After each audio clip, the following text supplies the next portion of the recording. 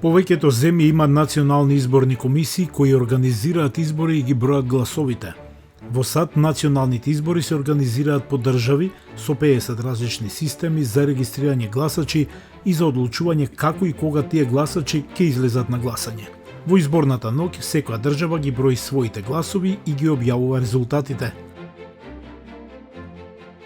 Таа децентрализирана моќ ја отежнува кражбата на избори отколку во системи со едно тело кое ги надгледува сите резултати, но исто така може да ги одложи резултатите.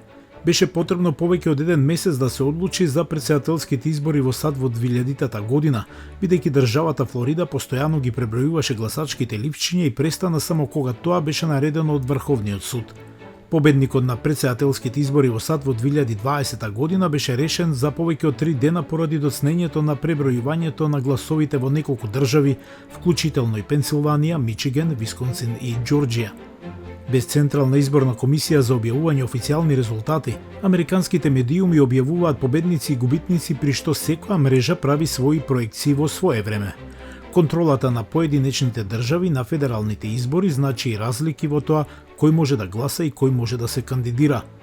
Некои држави дозволуваат секој да гласа во надпревари за да избере поединечни партиски кандидати, што значи дека луѓето од една партија би можеле да се префрлат во друга партија за да изберат кандидат за кој сметаат дека ќе биде полесно за нивната партија да победи на општите избори.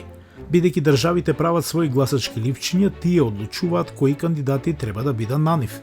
Без унифицирано федерално гласачко ливче, гласачите на истите избори во САД може да имаат различни кандидати за избор, во зависност од тоа кој се квалификува во нивната држава.